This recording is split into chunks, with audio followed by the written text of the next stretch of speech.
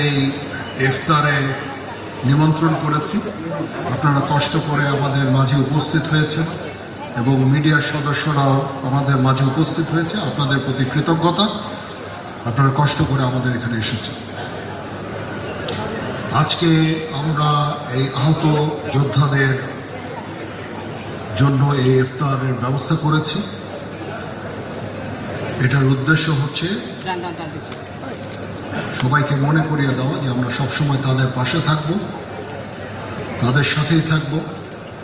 তাদের এখানে অনেকে খুব আহত, অনেকে চলাফেরা করতে পারেন না, দেখতে পারেন না। আমি আপনাদেরকে অ্যাসুরেন্স দিচ্ছি যে আমরা সবসময় আপনাদের পাশে থাকব। আজকে এই ইফতার আয়োজন এবং আপনাদের যে আর্থিক সহায়তা ভবিষ্যতে দেওয়া হবে, আজকেও কিছু কিছু করে আমরা দিব। এর উদ্দেশ্য একটাই, এটার জন্য এই যে আমাদের বিজনেস এন্টারপ্রেনার, ব্যাংকার্সরা তারাও এখানে উপস্থিত হয়েছেন। তাদের অর্থে, তাদের আর্থিক সাহায্যে আমরা এটা করছি। তাছাড়াও ডিজিএফআই আপনাদের জন্য টাকা অর্থ দান করেছে, সে অর্থ আপনাদের কাছে পৌঁছাবে ইনশাআল্লাহ। এসএসএফ, স্পেশাল সিকিউরিটি ফোর্স টাকা দিয়েছে এবং এই সমস্ত ব্যাংকাররা টাকা দিয়েছেন।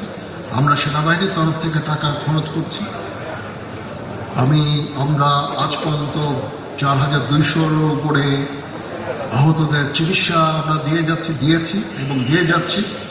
আমাদের এই সাহায্য সহযোগিতা, সবার এই সাহায্য সহযোগিতা সবসময় জারি থাকবে ইনশাআল্লাহ। আমরা চেষ্টা করব আপনাদের একটা রিহ্যাবিলিটেশনের জন্য, সেই দিকেই ইনশাআল্লাহ আমরা চেষ্টা করে যাব এবং এই আর্থিক সাহায্য সহযোগিতা সবসময় আপনাদের প্রতি আমাদের জারি থাকবে ইনশাআল্লাহ। তো আপনারা কখনো মনোবল হারাবেন না, মনোবল হারানোর কিছু নাই। আপনারা জাতির কৃতি সন্তান, আপনারা এই দেশ এবং জাতির জন্য অনেক কিছু ত্যাগ করেছেন। আমি আপনাদের অভিনন্দন জানাচ্ছি, আপনাদের প্রতি কৃতজ্ঞতা জানাচ্ছি এবং আপনাদেরকে